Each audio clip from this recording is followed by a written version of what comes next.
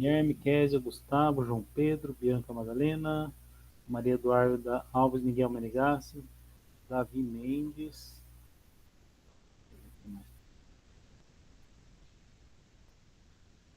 E por enquanto são esses. E...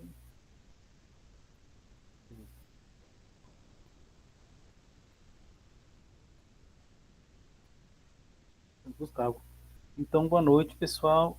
Ficou para vocês lerem para hoje capítulos 9 e 10, né? E agora, nessa primeira meia horinha, a gente lê os... Ah, Nicole, Rose. A gente lê os capítulos 11, 12, 11, 12, e daí a gente conversa sobre eles todos daqui a meia horinha, a hora que der 7 horas, beleza? O 10 é bem eletrizante, bem emocionante, e o Eli e o 11 tem umas cenas bem fortes, né? Mas a gente já conversa daqui a pouquinho, então. Tá? Vou falar pro pessoal aqui no grupo, deixar registrado.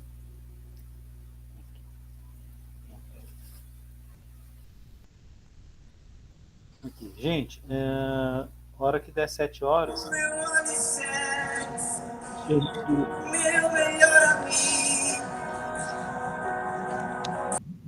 a hora que der 7 horas, censurei a Menegas. A hora que der 7 horas, a gente se unir lá na sala, tá? Quem quiser entrando vai, para conversar sobre os capítulos, tá? O 10, o 9 e 10 que vocês leram para hoje e o 11 e 12 que é para ler para agora, tá bom? Então vamos lendo aí o capítulo 11 e 12 e a gente já se vê lá na sala às 7 horas. Abraço. Bem, Menegas. Até daqui a pouco, gente. Vou deixar aqui.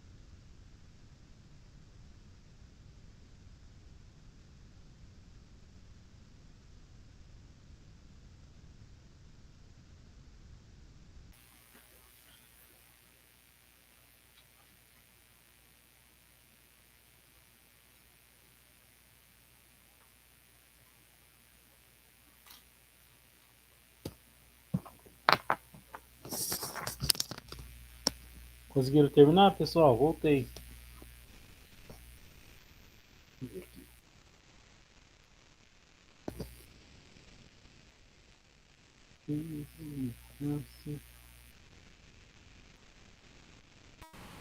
Podemos começar a análise, discussão assim? Sim, não? Então, beleza. Bom, pessoal, então, na semana passada, terminou com no entanto, né? Porque o Celção tinha saído de casa, a vida estava mais tranquila, o Juninho, né, estava assumindo ali as funções de chefe daquele lar, né? Quem estava administrador, chefe, tudo, as coisas pareciam ainda estar bem, está indo bem. Aí ele terminou com um no entanto, né? E daí o outro capítulo começa com o Nandinho. Nandinho, o irmão mais velho, que era meio vagabundão, lá, o cantorzinho de pagode, estava sempre lá com a mulherada, não sei o quê, tomou uma surra do Lelê, que era o filho mais novo lá do primeiro união do. Opa, e agora? Tá bom? Deixa eu ver.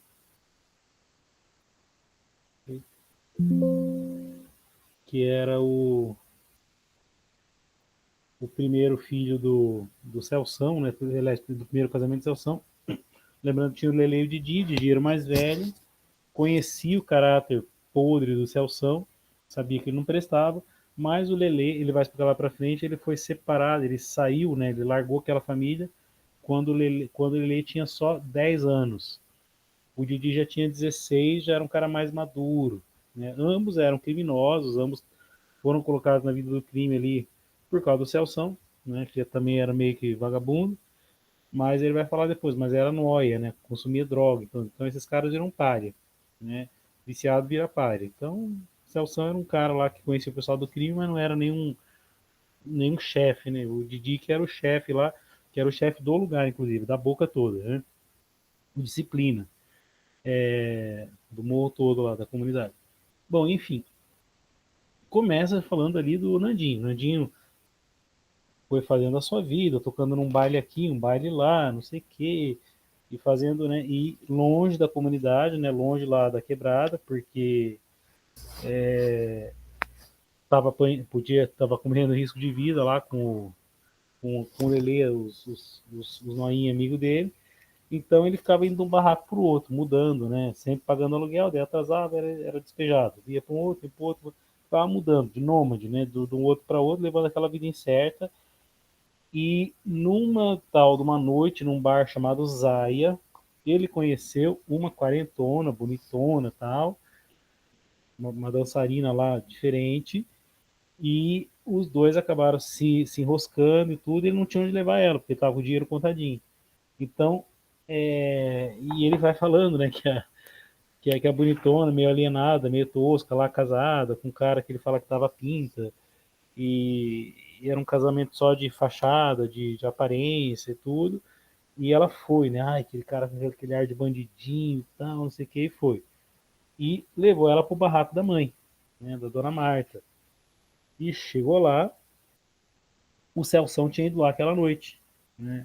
Ele fala, o Celção tava farejando sexo, queria sexo, entrou lá na primeira que achou. Ele estuprou, né, a dona Marta.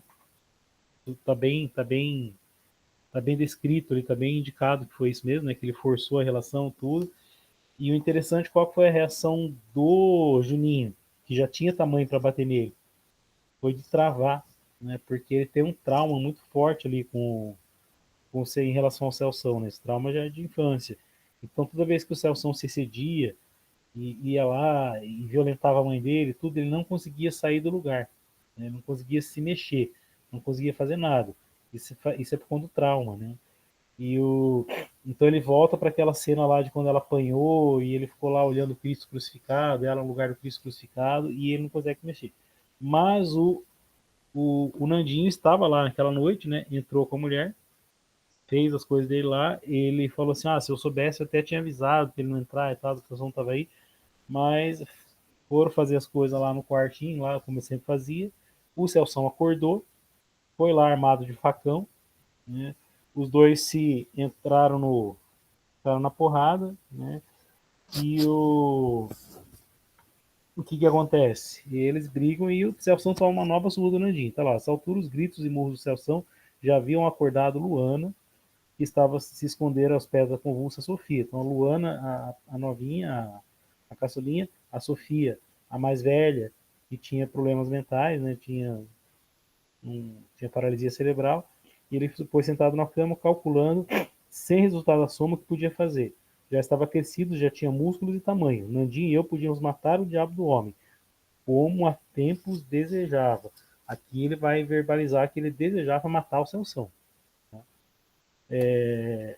Da última vez que Sansão aprontara, Nandinho não estava. O homem também ressurgira abrupto, gritando desde o portão: Marta, sua puta! Chegava desvairado. E eu no quarto só ouvindo, passando mal do estômago. Olha lá, ele ficava passando mal do estômago, mas não conseguia se mexer, né, de raiva e pavor. Então ele ficava apavorado. Esse pavor travava a iniciativa dele.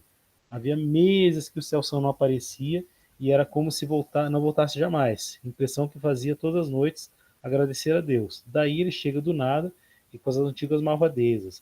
Veio por pirraça, fez a pobre Luana chorar, a Sofia tremer-se doente e cair gelado e eu cair gelado e atônito, com as tripas fazendo nó e o coração em pandarecos. Naquela noite, Celção buscava sexo. Sentir a saudade de dormir com minha mãe. Devia estar nos arredores, lembrou-se que tinha mulher à disposição, na casa que era sua. Entrou no quarto, foi abrindo a braguilha, a mãe resistiu, Celção tapou a boca, travou-lhe o corpo. Isso aqui é cena de um estupro, tá? É forte pra caramba isso aqui. Bom, e possuiu na marra. Ouviu o homem gemendo de prazer e a cama batendo na parede. 3 minutos. Depois o diabo caiu no ronco. Minha mãe no choro. Né? O, o Fábio ele é muito bom para descrever cenas com realismo, aquele realismo cru, né? Cruel mesmo, mas muito verdadeiro. Bom, ele fala que ele se viu arrumando a porta, igual o Nandinho, e batendo, mas ele não conseguia, né?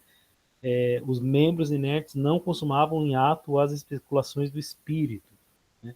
E agora a mesma coisa. Celso chegou, bateu, surrou, estuprou, tudo, e ele ficou lá. E daí o Celso batendo na porta e tudo, daí o que acontece é que no meio da briga a lâmina do facão pega no dedo no, no, no polegar direito do Nandinho e ele acaba levando sangrando para o hospital e lá num péssimo atendimento, né, um atendimento como ele fala de açougueiro, eles decepam, eles amputam o dedo dele sem necessidade, aparentemente, né? Então é a coisa assim meio trágica. E aí vai ter um embate entre o Lele e o Didi, porque o Celção vai para casa vai lá na boca, né, nos confins da favela onde o Didi ficava, e ele descreve com realismo, né, aquele negócio com cheiro de orgia e maconha, e aquele bodum, aquela coisa fedorenta, baixa mesmo, ele descreve tudo aquilo lá. E daí, quando o Lele já sai todo impertigado, não, vamos lá, vamos acabar com esses desgraçados, não sei o quê, o Didi já pega, né, e já baixa a bola dele, ó. Menor, quem manda na quebrada sou eu, e falo o que é para fazer, morou? Aí ele vai ficar quieto, contrariado, né, e ele vai dizer, ó, o Didi, que bem conhecia a peça, o pai era apenas, para o Didi que bem conhecia a peça, era apenas um velho cachaceiro, canalha. Nunca lhe deu lenga-lenga. Visitava só para cumprir tabela, e muito por insistência do Lelê.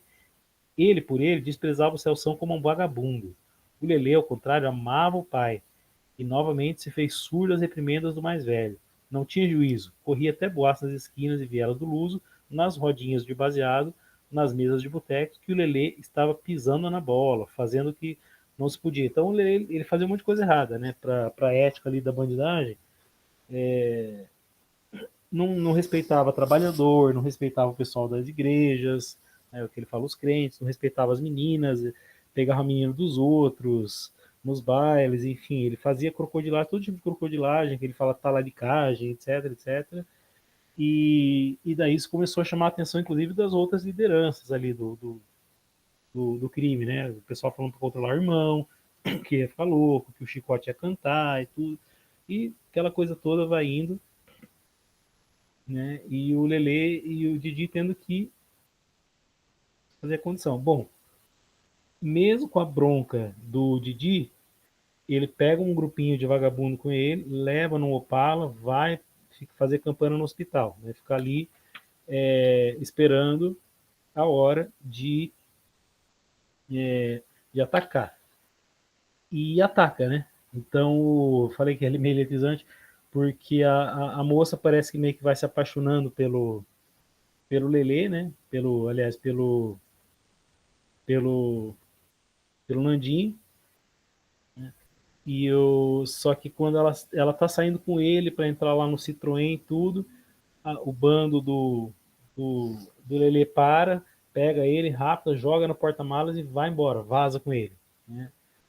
E daí, o que acontece? Ele era tão canalha que eles serpentearam pela cidade de Bagdá, Brahma, Búfalo, 18, né? Sobe Boca Temível, onde a polícia não achava. Ele sabia que ele não podia cometer esse crime, né? Não podia fazer esse justiçamento por conta própria lá na comunidade deles, porque lá quem mandava era o Didi, e o Didi já tinha proibido. Então ele era tão canalha e covarde que ele vai fazer uma comunidade lá longe. Ele vai passar um monte de comunidade, vai fazer uma lá longe, e daí ele vai fazer a sacanagem dele. Quer dizer, ele era covarde também. Né? É um psicopatinha sem vergonha, esse cara aí. Mas a coisa corre de boca em boca, né? No dia seguinte, às 6 da manhã, aqui, encontraram um homem pela hora da morte, nu, escoriado, todo fodido, braço direito sem a mão. O corpo, como defunto, jazia à beira da estrada do Alvarenga, às margens da represa Guarapiranga. Manhã de frio cortante, tempo de geadas. Uma névoa fina flutuava sobre o lago, deslizando espectral para os fundos da zona sul. Uma senhora que, ao trabalho, ouviu o resmungo de gente com dor. Também viu um rastro de sangue fresco. Assustou-se, ensaiou passar direto, mas os ais continuaram e o remorso da crente e a curiosidade de mulher foram puxando até os barulhos. A Maria Luísa Moreira deu com o corpo do Nandinho e berrou: sangue de Jesus tenha poder.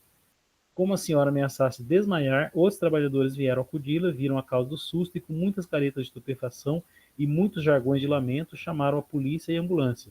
Levaram nas últimas para o Hospital Geral de Pedreira. Buxim dos Bravos. O Lelê puxaram a ocorrência cabulosa para a quebrada vizinha.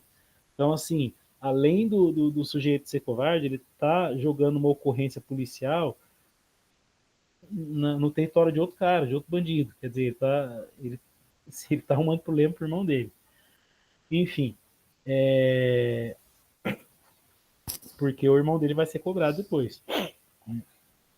Ele fala, foi bafafá, a mídia apareceu no local, saiu no Cidade Alerta, ficou repetindo a semana inteira, que era sensacionalismo, o pessoal explorando o sensacionalismo na mídia, tudo, né? Aquele crime na mídia, e o morro ficou avisado. Né? Aquela comunidade ficou avisada.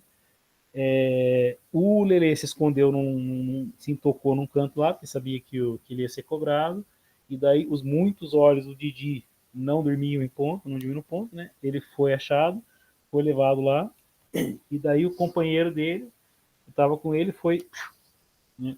Como ele fala assim, sem julgamento, foi despachado, né? Foi para a vala sem julgamento, e ele, né? E daí ele vai vai falar que, que o Didi se sentia pai do Lelê, né? Porque ele criou o Lelê, né? O Celso abandonou os dois quando um tinha 16, então ele já tinha uma certa, vamos dizer assim, maturidade, uma formação emocional e psicológica, mas evoluída. Ele viu quem que era o vagabundo do pai dele. O outro não, o outro só conhecia o pai das brincadeiras, dos carinhos, do não sei o que, do ha-ha-ha, de ver lá com a bandidagem. Então ele criou a imagem de um ídolo, né? E aquele ídolo na cabeça dele foi tirado dele pela família da Dona Marta lá, pelo Nandinho, pelo Juninho, e tudo, na verdade, não era. O Celso era vagabundo e saía, né, de galho em galho lá, como se fosse um, um bicho. E daí, só que daí que acabou. O Didi acabou criando, ele tinha um certo amor paternal pelo irmão, né, um amor de pai pelo irmão. Mas,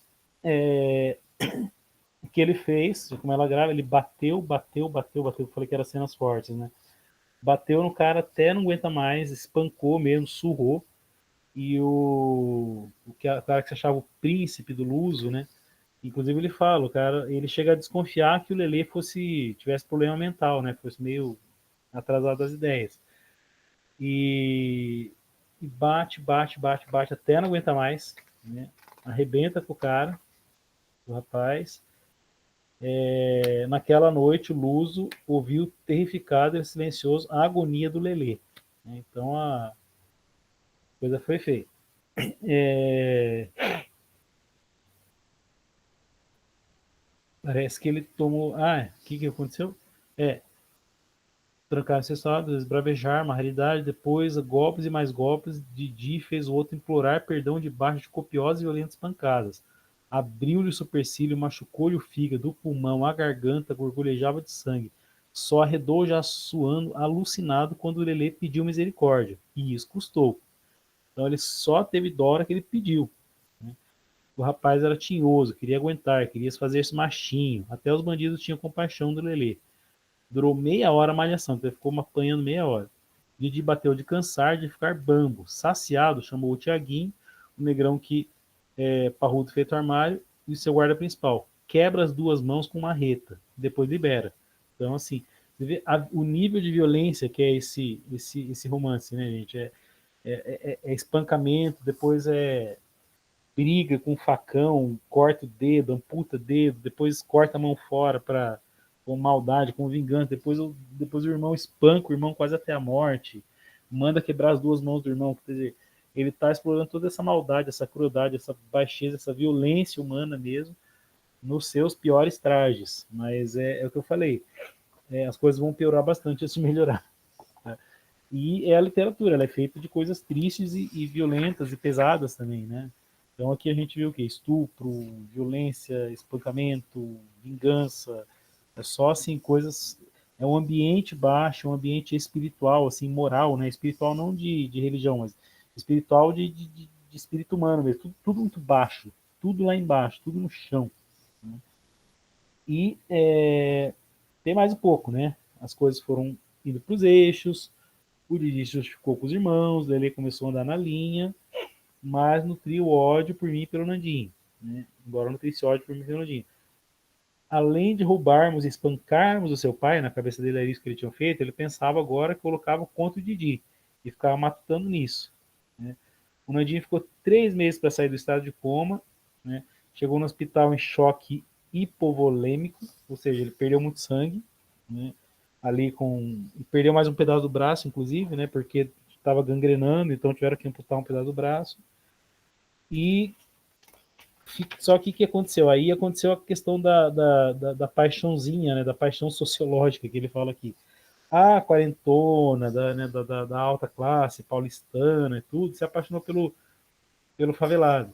Porque ela era uma mulher fútil, de vida vazia, né? De orgias, de sexo, com os novinhos, casado com um cara lá que não gostava de mulher, mas que precisava de uma esposa para manter as aparências na firma, nas festas da firma, nos almoços de família e tal. Só ali vivia, né, trabalhar por trabalhar, tinha lá suas turminhas na faculdade, mas ela é uma dondoca fútil, né, da alta sociedade paulistana. E de repente ela viu aquele cara desenrolado, com uma boa conversa e tal, e ela resolveu transformar ele num projeto de vida para ela. Né, um projeto meio que uma paixão, como ele fala, de um amor sociológico.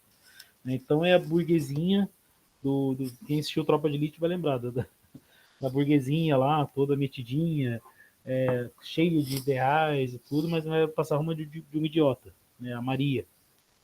E ela é meio que assim, uma quarentona, né? Com as suas ideias idiotas e tudo, mas apaixonadinha pelo cara da favela lá, porque, né? Porque ela era vazia, então estava procurando algo que preenchesse, que desse sentido para a vida dela. Ele fala isso. É a Simone, né? Simone. Então ela acaba arrumando um apartamento pro Nandinho, né? E acaba indo visitar ele as furtivas e tudo, aí acaba morando com ele lá, vivendo, e acaba meio que querendo ser a esposinha dele, né? Viver um romance de Hollywood, vou ter outra vida, quem sabe ter um filho, tudo vivendo naquela ilusão de que ela estava reconstruindo a sua vida e dando sentido para a sua vida. Né? E ele fala isso com todas as letras, né? Na região da Mooca. Né? foram se ajeitando por ali, de primeiro, ainda escrúpulos sociais, ali as escondidas, depois foi ficando, e, enfim, na nossa casa repousou a calmaria, o Celção, depois da última com o Nandinho, e de todo desenrolar com os filhos, acabou se afastando ainda mais do Jardim Luso, tanto porque o próprio Didi, por intermédios, o aconselhou bandidamente a ficar longe, pelo menos por uns tempos.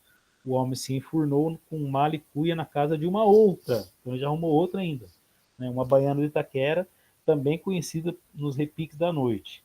As coisas pareciam se encaixar. A nossa vida, enfim, prometia rolar mais fácil. Né? Não tenho, no entanto, aqui, mas a gente já pode prever que vai ter, né? Então, estamos vendo essa vida do Juninho aí. Ele vai crescendo, ele começou lá pequenininho, com os 8 anos, 12, já deve estar com seus 16, 17, e a vida só uma desgraceira, né? Só vai dando errado.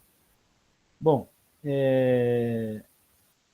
aí vai chegar um personagem novo na próxima fase, né? Essa aqui já é parte 2 que a gente terminou hoje.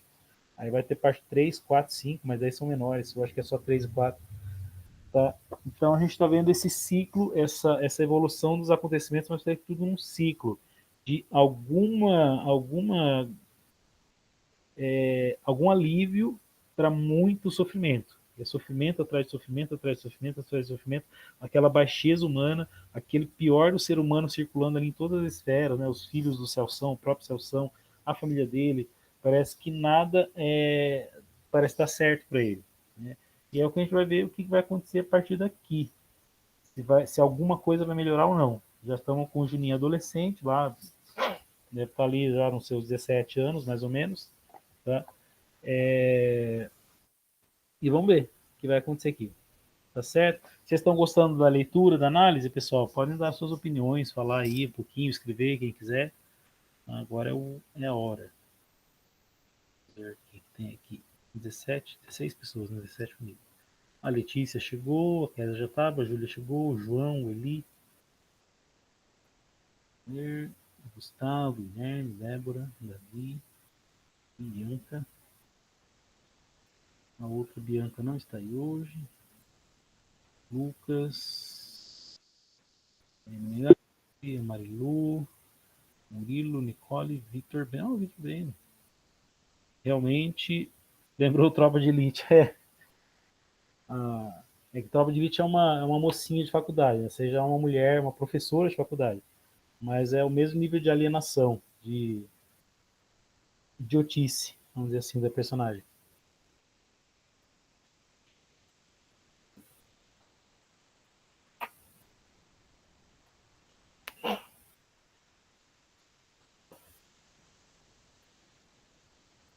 Vamos lá. Aquela romantização das coisas, da favela, da pobreza. E assim, o pessoal de lá, o que quer é sair de lá, não é ficar lá. Mas ela fica romantizando e transformando no projeto sociológico, querendo, fala que tentando introduzir numa vida mais culta, mais isso, mais aquilo, meio que se iludindo, né? Que ia ganhar aquele namoradinho ali e tal, enfim. Mas é o ser humano que ele vai mostrando ali. Mais alguém? O pessoal está tímido.